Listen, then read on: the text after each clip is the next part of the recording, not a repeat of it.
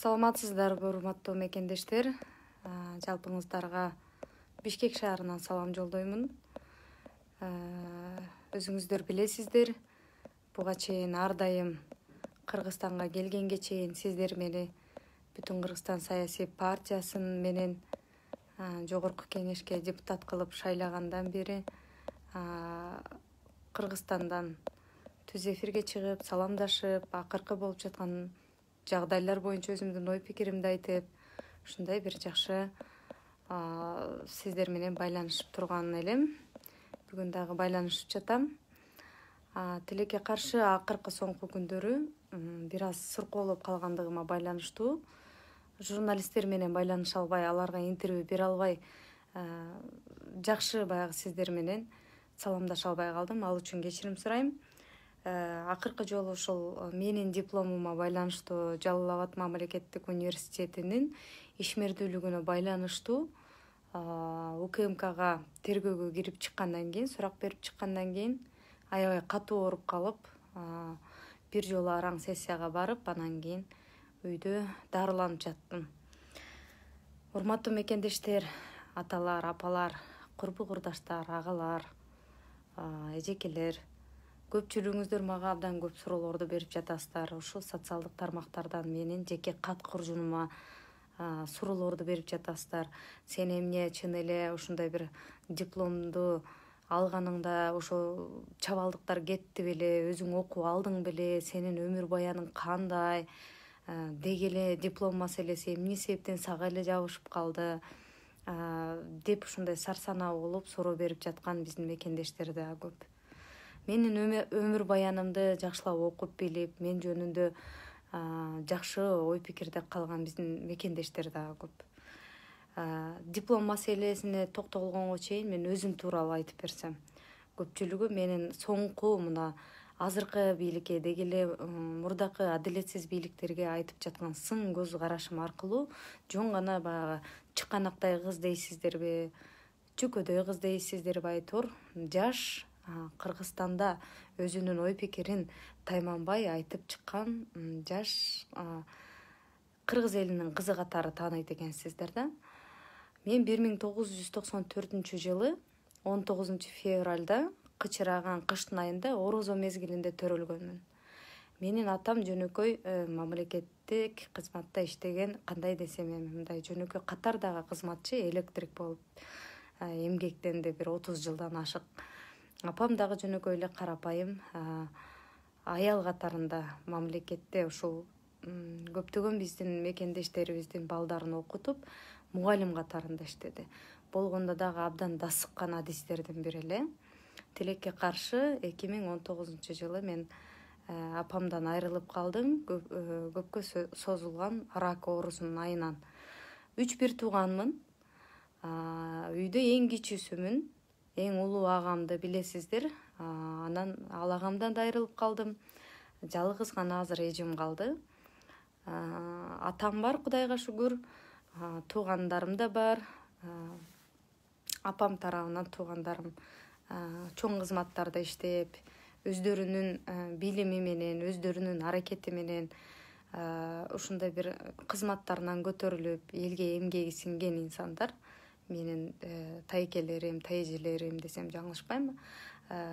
Атам дагы үч эле аз эле бир тууган болгондуктан, кандай десем, биздин үй бүлө чакан гана үй бүлө десем жаңылышпаймын. Ал эми мен 2000-жылы мектепке 1-класска окууга кирип, 2011-жылы мектепти Жумакадыр Мойдонов атындагы номер 11-мектебин аяктап, 2011-жылы ошол эле жылы баягы мен ОРТ деп коет бизде, ошол мамлекеттик тестти тапшырганымда жакшы бал алып, ушул Бишкектеги чоң 5 окуу жайга өтсөмбү деп анан мага сунушташып, апам дагы сунуштап ошол жылдары Кыргызстанга окуп, ушул милицейский академия деп коет. Ушуга мен өзүм кыргыз элине кызмат кылыш үчүн окусамбы деп ойлонуп, бирок тилекке каршы өзүмдүн келечегимди ошол мезгилде Бишкектеги окуу жайлардан көрө албагандыгым үчүн мен апама айтып калдым: апа, эгерде атам экөөңүздөр мага уруксат берсеңиздер, мен бир тууган агамдын колуна барайын Москвага. Ошол жерде окууга тапшырып, окуп, анан кийин ушу Кыргызстанга салым кошсом, ушул жерге келип окусам, кайра окуумду улантсам, бир кыргыздын керегине жараган кыздардын бири болсом деп экөөбүз сүйлөштүк. Анан атаман дагы уруксат сурадым. Атам болсо ар дайым баягы мен атанын кызы болгондуктан ар дайым менин ар бир тандоомду сыйлап, ар дайым өзү жол көрсөтүп, өзүнүн ак сөзүн айтып, туура жолду көрсөтүп тургандыктан заматта эле атам колдоо алды. Албетте баягы көкүрөк күчүгүнөн, өздөрүнүн ушу кенже кызынан болгондо да мен эжем турмушка чыгып, өзү үй бүлөлүү болуп жүргөндүктөн, бир тууган агам Москвада көп жылдардан бери жашап жүргөндүктөн, мен үйдө жалгыз мен, атам, апам үчөөбүз эле жашагандыктан мени өздөрүнүн уясынан учурушу абдан кыйын болду. Эмне себептен? Себеп дегенде көнүп калышкан, мен дагы ата энеме кыргызча айтканда мындай жытыгып калып, ушундай бир көнүп, алардан да менин кетишим өтө кыйынга учурады да. Анан 2011-жылы мен июнь айларында, июндун аяктарында аттестатымды алып эле Москвага кеттим. Бардым да бир топ окуу жайларга тапшырганга аракет кылдым. Ленинский проспект деген көчө бар, ал жакта Москвада. Академический метросуна жакын, университетский метро дагы бар, ошого жакын. Ошол жерде университет имени Губкина деген бар, нефтегаз. Ошол жерде юридикалык факультетке тапшырганга аракет кылдым. Барып, проходящий балл, өтүүчү балл 30 балл экен. Анан мен өзүм кыргыз мектепте окугандыктан баягы кандай десем, бир аз орусчадан кыйналып турган убагым эле. Анан бардым дагы баары бир аракет кылып көрөйүн, математикадан жакшы окудум. Баары бир баягы орус тилинен олимпиадаларга катышып жүргөнмүн. Кыргыз мектепте окусам дагы аракет кылып көрөйүн дедим. Мен менен кошо ошол жерден бир Вьетнам улутундагы, Корея улутундагы, ошондой эле баягы Пакистандан келген, Индиядан келген ар кайсы улуттагылар кошо биргеликте ошо Орусиянын башка облустарынан келген жанагы мен сыяктуу эле ошол жарандар келип эле, ошол бөлөк улуттун жарандары келип эле биз чогуу экзамен тапшырдык. Анан экзамен тапшырдык да юридикалык факультетке. Мен ошол жерден 22 балл алдым дагы 30 баллга жетпей калдым. 30 баллга жетпей калдым, мен абдан капаланып чыктым да, мен эми жогорку окуу жайга өтпөй калдым, кандай болот деп чыксам, жеңем ошо раматылык менин бир тууган агамдын аялы, экөөбүз барганбыз. Анан кыжалат болбо, жанагы өтпөй калганымды заматта билген жокмун. Кайсы бир күнү 1-2 күндөн кийинби ушундай бир результатын, жыйынтыгын көргөнү келсеңер болот деди. Анан 1-2 күндөн кийин барсак, жыйынтыктарын илип коюптур. Ошондо мен 22 балл алып, 8 балл жетпей калган да.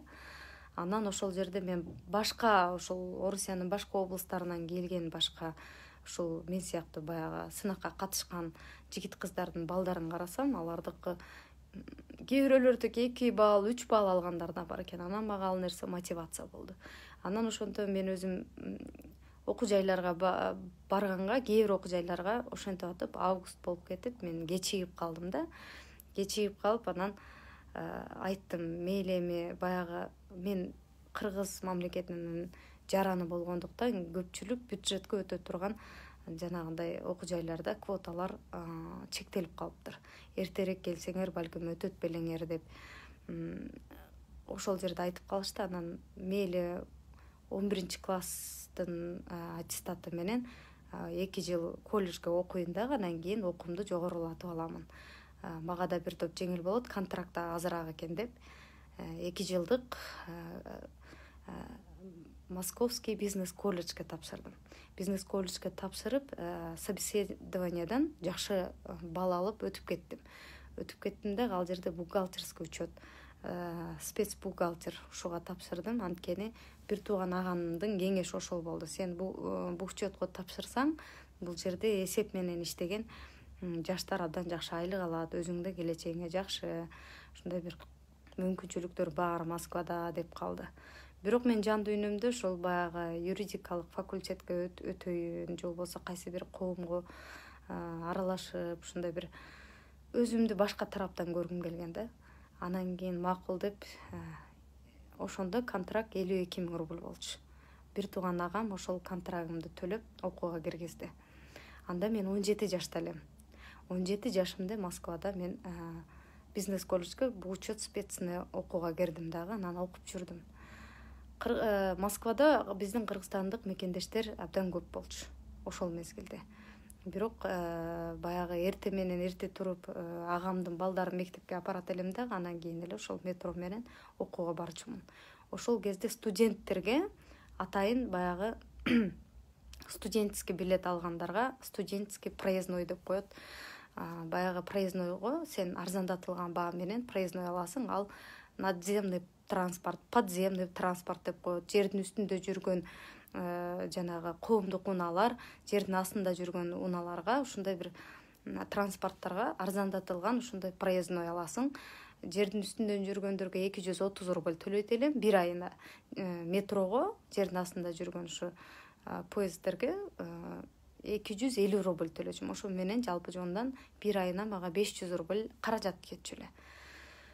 Үйгө келип тамактанчык, үйдө мен байкемдин балдары менен биргеликте ойноп, алар менен биргеликте менин балалыгым өттү десем жаңылышпайм да.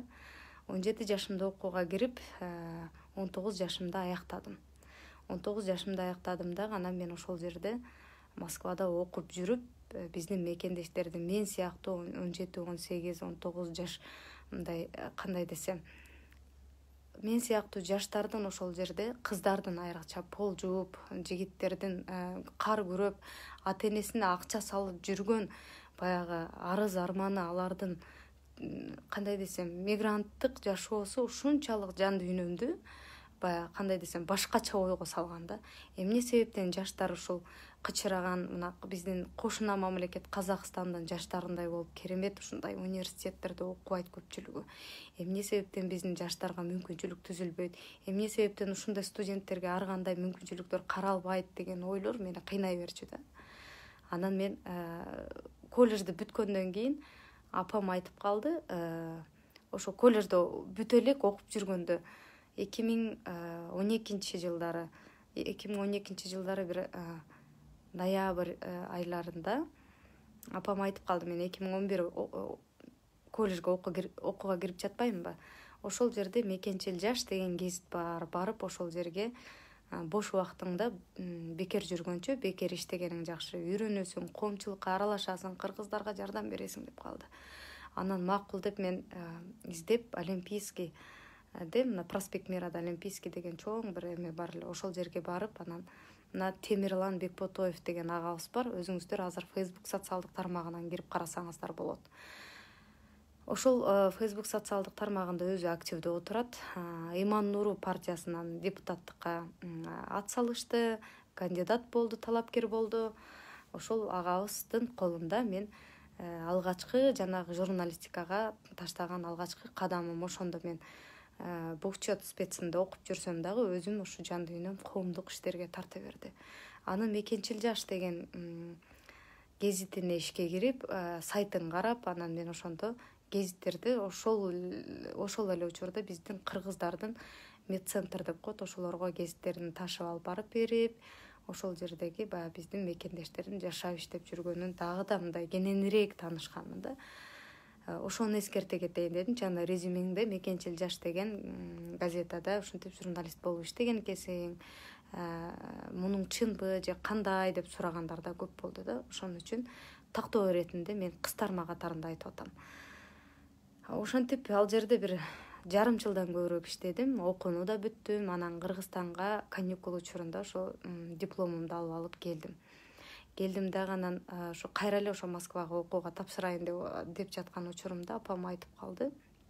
Кызым, сырттан ошо журналистика факультетине окууга тапшырып койбойсуңбу? Сен өзүң гезитте да иштеп калдың, сайттарда да иштетип калдың. Өзүң болсо коомдук иштерге аралашып, ушу кыргыздарга жардам бергенге аракет кыласың. Бош убактыңда бир бизнес жасаганга аракет кылып көр деди.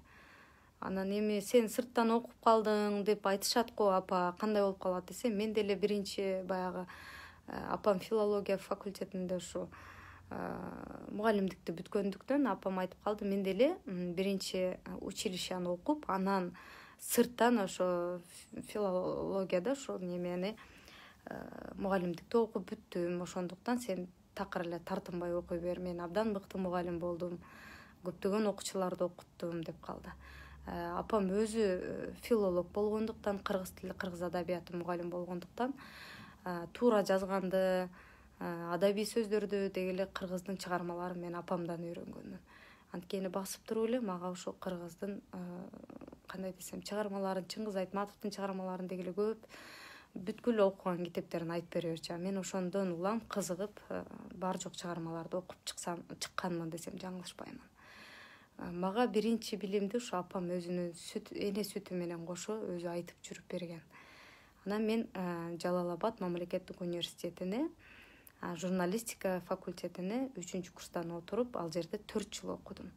Сырттан окудум, сессияларга өзүм барчу элем, керек болсо гос экзаменге өзүм барып, суроолорго өзүм жооп берип, дипломдук ишимди өзүм жазганмын. Мына ошол мен Жалал Абад мамлекеттик университетинен алган дипломум, урматтуу мекендештер. Ичин ачып көрсөтүп коеюнчу. Мына 2017-жылы 5-июнда мына кол коюлуп алган дипломум. Эми эмне себептен мага диплом маселеси көтөрүлдү? Эмне себептен мага ушунчалык каршылыктар болду? Эмне себептен келип Кыргызстандагы адилетсиздик жалгыз ошо өзүңүздөр баягы лакап катары айтып жүрөсүздөр, чыканактай кызга ушунчалык каршылыктар болду? 1 жыл мурда азыркы келген бийликтин жосунсуз жоруктарын, туура эмес кылган иштерин айткандыгын мен ушундай таптатынакай эле таптаза алган, өзүмдүн эмгегим менен алган дипломумду жокко чыгарууга алып келди. Ушул нерсеге сен азыркы бийликке айткан сындарыңа, ачуу ушундай бир пикирлериңе өкүнөсүңбү дегендер көп болуп жатат. Жок, мен өкүнбөймүн. Эгерде башыма ушундай кыйын иш түшөрүн билип туруп, ушундай бир кыйынчылыктарга кабылаарымды алдын ала билип туруп, ушул жолго барасыңбы десе дагы мен ооба демекмин. Анткени мен тандаган жол татаал кыйын жол, бирок арты жакшылык менен бүтөт. Жашоо бул дүйнө менен эле чектелбейт, урматтуу мекендештер. Кудайыма миңден миң, элибизге миңден миң мындай ыраазычылык билдирет элем да, анткени мен жашоонун ачуу таттуусун жаш туруп билип алдым. Чындык үчүн күрөштөм, жаш болсом дагы, жакындарымды, ошол эле апамды, агамды жоготсом дагы, кандай десем мен сынбадым, анткени бул Кудайдын биздин башыбызга салган сыноосу. Мен бул жашоодо эң чоң жоготууга душар болгонмун. Депутаттык мандатты алып коюу менин кылымды да кыйшайткан жок. Анткени жакыныңды жоготуу бул абдан чоң оор тиет да. Ал эми мандатты алып коюу бул дүйнөдөгү байлык эмес, бул жетишкендик эмес. Жетишкендик мага ишеним көргөздүңүздөр. Менин жетишкендигим сиздер менин таза, туура жолдо жүргөнүмдү билесиздер. Менин өкүнгөнүм эмне? Биздин миллиондогон мекендештердин тагдыры талкаланып жатканы. 30 жылдап ошолордун жашоосу үчүн күрөшпөгөн, ошолордун жашоосун талкалаган, бизди ушул чет мамлекетке тентитип койгон Аскар Акаевдин акталгандыгы. Кум-төрө маселесинде биз Садыр Нуркожоевичке ишеним артып, аны колдогонбуз да. Бирок ошол кум-төрдү талкалап, кыргыздын ырыскысына түкүргөн адамдын акталганы. Ушул мени абдан жан дүйнөмдү жаралайт да. Кечирим сурайм, абдан бир эмоцияга берилип кетип атам, анткени биз чындыкка жетебизби деген нерсе кыйнап атат да. Урматтуу мекендештер, мен бир тууган агам менин колумда жан берди. Жөн эле туруп, ошо жүрөгү кармап калып жан берген учуру болду. Ошондо да сынбаган агамдын 40-ын өткөрүп коюп, аза күтүп кетип аткан жеримде мени кармап кетишкенде сынбаган депутаттык мандатты алып койсо сынып калмак белем. Ушундай адилетсиздик көрсөтсө сынып калмак белем. Менин мисалымда сиздер азыркы бийликтин чыныгы жүзүн көрдүңүздөр. Алар кандай адамдар, кандай коррупционерлерди актап атат. Алар кыргыздын ырыскысына кантип түкүрүп жатат. Булардын чыныгы жүзү кандай? Баарын көрүп жатасыздар. Шайлоо учурунда Кыргызстанды бажырайта мен бандер илген жокмун. Бир да агитатор, үгүтчү, насаатчы жалдаган жокмун. Акча жумшаган жокмун. Чырылдап кичинекей болсом дагы чындыкты айтып жүрдүм. Ошол эле учурда мага ишеним арткан бүтүн Кыргызстан саясий партиясынын бар жок өкүлдөрүнө, бар жок мүчөлөрүнө ыраазычылык билдирем. Айрыкча чоң ыраазычылыкты, чексиз ыраазычылыкты Адахан Кимсанбаевичке билдирет элем да. Мага окшогон жаш кыргыздын карапайым кызы, элим жерим деген баягы үмүтүбүздү, тилегибизди баягы ишке ашырып, бизди өзүнүн партиясы менен алдыңкы катарда, шакирт катарында кабыл алып баргандыгы үчүн ыраазычылык билдирем. Мына кыргыздын чыныгы лидери кандай болуш керек? Бар жоңуздар айтасыздар, Мадумаров текебер, Мадумаров деген ушундай бир туура эмес иштерди кылган депчи. Жок, кезинде мен Садыр Жапаровго кандай ишенсем, Мадумаров деле ушул жакшы үмүт тилеги менен кайсы бир жетекчилерге ишенген чыгар. Бирок алардын курмандыгына айланып калган учурлары болду. 30 жылдап ушундай каралоого сынбай, 29 жашынан депутат болуп, элге ак кызматын арнап, ушинтип сынбай чачтары агарса дагы эркинин күчтүүлүгүн айынан келатат. Анткени элге болгон сүйүүсү чексиз. Мен ошол кишидей болгум келет. Ооба, ар бир эле адамдын өзүнө жараша кемчиликтери болот. Мен ошол кемчиликтерден сабак алып, ошол кемчиликтерди кетирбегенге аракет кылам. Мен азыр болгону 27 жаштамын. Буйруса, ушу мына Кыргызстанда адилетсиз менин дипломумду сен дейт, бухгалтерский учетту бүтүп журналистикага өткөнсүң, бул туура эмес дейт. Мындай тартип 2015 жылы кирген мындай мыйзам, урматтуу мекендештер. Мен 2013 жылы Жалал Абад мамлекеттик университетинде тапшырып жатпаймынбы? Ошондо булар жанагы УКМК, Билим берүү министрлиги, ошондой эле БШК, Борбордук шайлоо комиссиясы мыйзамсыз эле, адилетсиз эле менин мандатымды алып коюшту. Урматтуу мекендештер, мага колдоо көрсөтүп, мага ишенип, ошол жерге шайлап алып келип, менин деген жанагы туура эмес кээ бир ушул чачымды жайып, же болбосо сиздерге кайсы бир баскан турганым жакпаса, ачуу сыныңыздарды айтып, өзүңүздөрдүн элегиңиздерге салып, бышырып, ушинтип бир жакшы тарбия бергендигиңиздер үчүн рахмат. Мен сынбаймын, мен чөгөлөбөймүн, мен кечирим сурабаймын, анткени мен туура эмес иш кылган жокмун. Мен элдин астында башымды бийик көтөрүп, басып жүрө беремин. Бул Борбордук шайлоо комиссиясы менен, Билим берүү министрлиги менен, УКМК менен соттошпоймун, анткени мен сотторго ишенбеймин, урматтуу мекендештер. Кыргызстан менин жогорку билимимди жокко чыгарып койсо, мен Москвада деле окуп, 4 жыл аралыгында, 5 жыл аралыгында жакшы баа менен күндүзгү бөлүмгө окууга тапшырып, далилдеп кое алганга акылым да күчүм да жетет. Кудай мага узун өмүр берсин. Азыркы бийликтин каяка чейин барар экендигин, кандай адамдар экендигин дагы да келечек көрсөтөт. Биздин дагы кандай кадамдарда басарыбызды, кандай аракеттерди жасарыбызды келечек көрсөтөт, урматтуу мекендештер. Ушундай Кыргыздын келечегин талкалаган Аскар Акаев акталып аткан жерде кандай жакшылык күтсө болот? Мен түшүнбөйм. Ошондуктан айтар элем, эч качан жакшылыктан үмүт үзбөңүздөр. Демек, карапайым үй бүлөнүн кызы, акчасы жок болсо дагы апасы берген, коом берген, эл берген билим менен жогорку трибунага жетет экендигин далилдеп койдук. Мага окшогон акчасы жок болсо да 27 жаштагы, 26 жаштагы кыз 2 жолу шайлоодо жеңип келип депутат болуп, элдин чындыгын чырылдап айтып, ушундай үлкөн байлыгына, бийлигине чиренген, азуусун кайраган ушундай бир көпөстөрдү титиретип кое алат экендигибизге ишенсек болот. Демек, бириксек бар жогубуздун колубуздан келет. Биз Кыргызстанды өнүккөн мамлекеттердин катарына кошо алабыз. Биздин колубуздан келет. Эч качан сынбайлы, ар дайым ачуу болсо дагы, бизге жеке өзүбүзгө зыян келсе да чындыкты айта берели. Жеке чындыкты айтып жүрүп мен гана зыян тарттым, урматтуу мекендештер. Бирок элге эртеңки келечегине пайда болду. Ошондуктан жанагындай жосунсуз жоруктарды жасап, ушундай адилетсиз кадамга барган бийликти да кечирдим. Алардын жанагы үрүп чыккан дөбөттөрүн да кечирдим. Болгону Кудайга салдым аларды. Бул жашоодон кийинки жашоо бар. Ошол жашоодон корколу.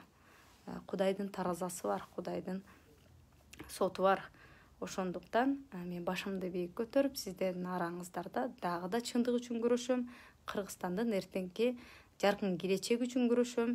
Мага сабак айтып, туура жолуңуздарды көрсөтүп, колдоп турганыңыздар үчүн чоң рахмат.